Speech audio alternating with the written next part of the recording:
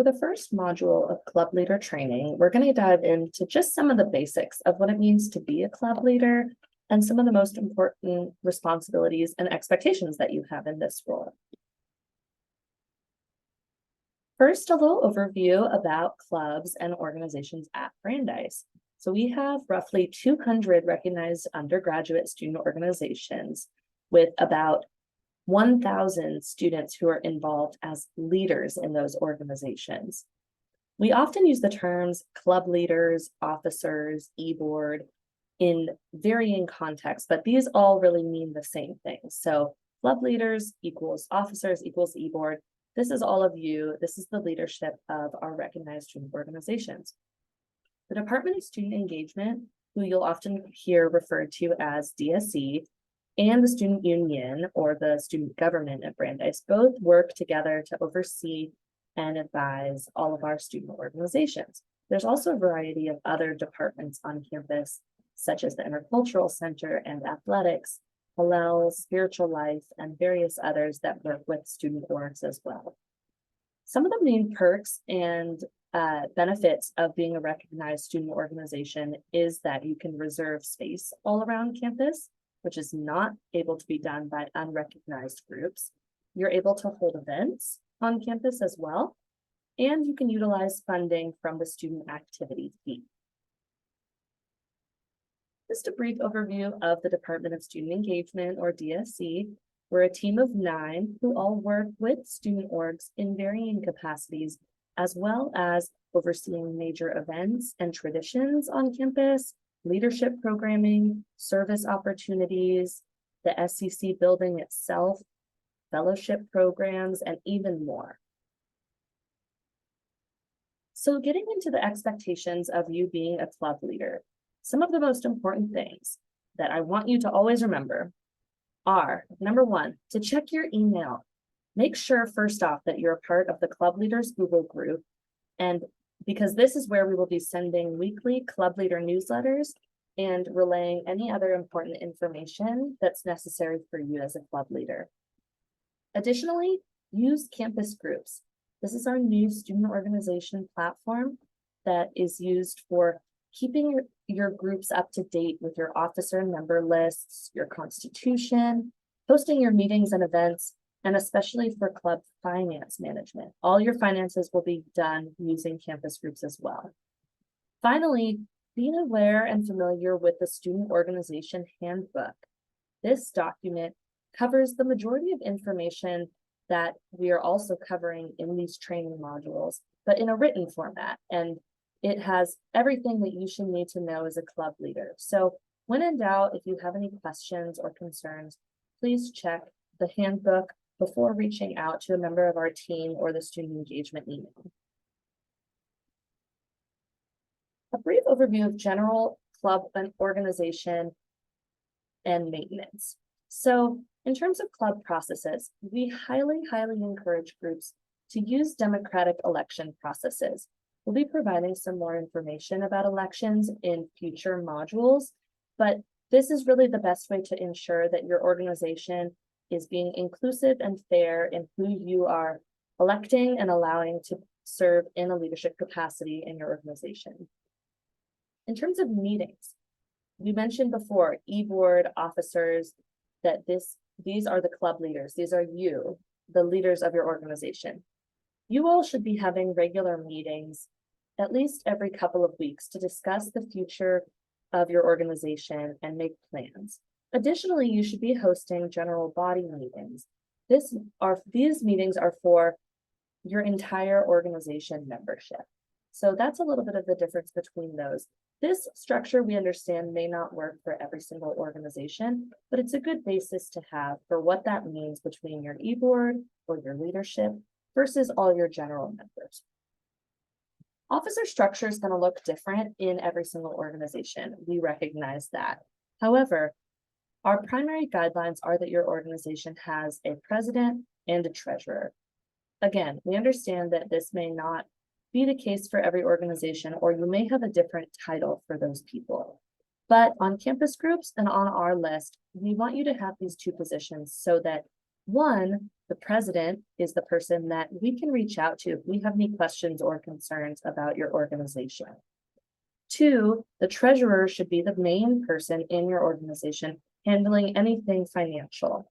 So that's the main reason that we require those two positions. We also expect that your organization has no more than 10 officers. This is because by the time you start to have more than 10 leaders, it really gets to be to the point where there are just too many cooks in the kitchen. So please try and keep it narrowed down while also recognizing that you can have students and general members serving in the capacity on certain committees, and they should all still be able to provide input and their feedback and opinions to your organization. Whenever you have club updates, such as when there are new officers or changes to your constitution or anything like that, first off, when there are new officers, they should join the Google group. There's a document that explains how they can go about doing that. Additionally, you as a club officer who already has access to the officer side of campus groups should update the page so that that new officer is added on there. Finally, if they're joining in the middle of the year when we are not providing official training, they should still be watching these training modules, reviewing training materials and the handbook. And of course, at any point, reaching out to student engagement if you have any questions or need further guidance. Each year as your club transitions, there'll be the re-registration process that happens on campus groups to make sure that all of the information about your organization is kept up to date. Part of this process is that your leadership should sign the anti-hazing agreement, which is a federal legal requirement saying that your organization is not engaging in any sort of hazing activities. Finally, we also provided the transition guide, which is not required at this time, but which can be a really, really useful tool for knowing what to cover, what materials to transition over and share with the new leadership of your organization. It has guiding questions and prompts for things that are important to think about and talk about when you are leaving a position and someone else is entering. As I mentioned the Google group before, this is super important because this is the main way anyone from DFC and even student union is communicating with all club leaders. You should have at least one person designated from your organization to read thoroughly the club leader newsletter each week.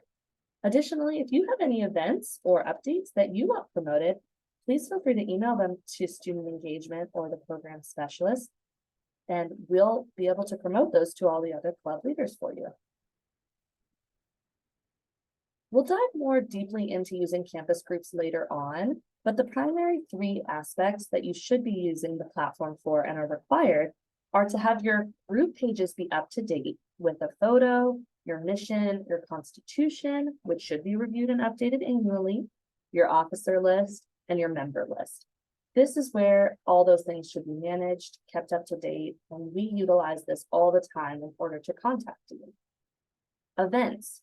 Hosting all your events, including regular meetings, lessons, games, practices, those should all be posted on campus groups, particularly anything in which you might be going off campus.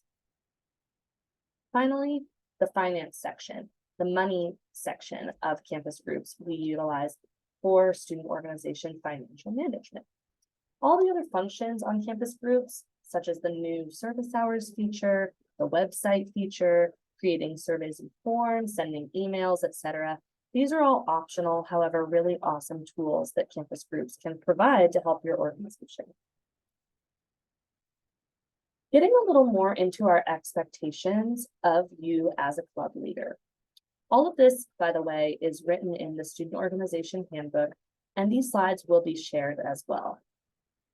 We expect that all of you are being good stewards of university resources. So what this means is that it is a privilege to be able to be a recognized club at Brandeis, and therefore you have the responsibility that comes along with that of responsibly managing your club's finances, your physical resources, such as spaces that you utilize, and maintaining good relationships as well with other organizations and departments across campus. We expect that your organization is always working towards the mission and goals of what you have decided are the purpose of your organization, and actively contributing to campus life. Understand that not all organizations need to have a super deep or purposeful mission of their organization. Sometimes it's all just about having fun, and we understand that and value that. And so making sure that you are always working towards positively contributing to campus life is really important. As mentioned on the previous slide, it's really important that you stay in communication regularly with student engagement. This includes checking your emails, responding to people who reach out to you, including other campus partners, and letting us know about what your organization is up to.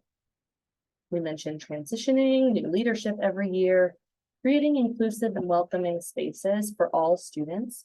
If you do not know, all Brandeis student organizations are supposed to be and should be inclusive to all students and not have any sort of membership requirements. This is super important in maintaining the values of Brandeis itself. And then in general, following the rest of policies put down by student engagement, student union, and as well as general university policies in rights and responsibilities. We won't dig too much into these. As I mentioned, all these are written in the student organization handbook, but when there are policies or expectations that have been violated, we will go through a series of steps that are listed here on the screen in order for an organization to be held accountable for their actions. At first, we'll have a conversation with you. We'll send you an email about the policy or the expectation that was not met. As it gets more and more serious, or these violations are happening frequently, and it seems like there is not learning and growth that is happening, that's when we may move to more drastic measures, such as terminating access to finances, to your ability to reserve space, or potentially even functioning as an organization in general. But as I mentioned, we'll go through a process and you will have the opportunity to grow, to learn, and to make the necessary changes before those things happen. Getting into a little bit of the bigger picture of what it means to be a leader. So we dug into a lot of the specifics, and that's a lot of what these training modules will cover, is the nitty-gritty specifics of being a club leader. But I want you to be thinking about the bigger picture of what your role really means. What are you doing to contribute not only to campus and to the students that you serve, but also to yourself, and how are you working towards a bigger goal? When we asked club leaders back in the spring semester and had you fill out a little survey about what you thought it meant to be a club leader, these are some of the common responses that we received. Club leaders are team players, role models, inclusive, inspiring, they're responsible for the organization, taking initiative, guiding the group towards a common goal, as well as staying organized and on top of things, supporting your members, making hard decisions, and working with the team, not over them. These were really great answers, and we hope that you think through this as you go forward in your role as a club leader. Finally, what I want to emphasize is working in collaboration. This is an incredibly important part of campus life and something that I think can be utilized even more. So when I talk about collaboration, I'm thinking of reaching out to other organizations or other people that you maybe don't frequently work with. Finding times where hosting events or meetings or just coming together to maybe do a service project or create an art installation or anything like that where you can be working with others can be a really meaningful way to, as we mentioned before, contribute to the Brandeis community. Go outside of your comfort zone, think outside the box. And also, collaborating is a great way to share resources, whether that's financial, physical, human resources of putting on a really awesome event or program by working in collaboration with other people. So on the screen here are just some examples of who you could possibly be collaborating with that I want you to think about moving forward. Just a list of some of the campus partners that often work with our student organizations. Advising is becoming more and more prominent at Brandeis, so if you have an advisor, definitely utilizing them to think of creative solutions, especially other clubs and organizations. You never know, but even if you do not share the same mission as an organization, reach out, see what they've got going on and how your organizations could possibly collaborate to do something really new and innovative and inspiring to the Brandeis community.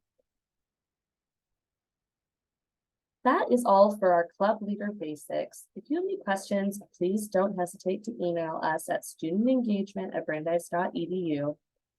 Additionally, there will be lots more videos coming of these club leader training modules.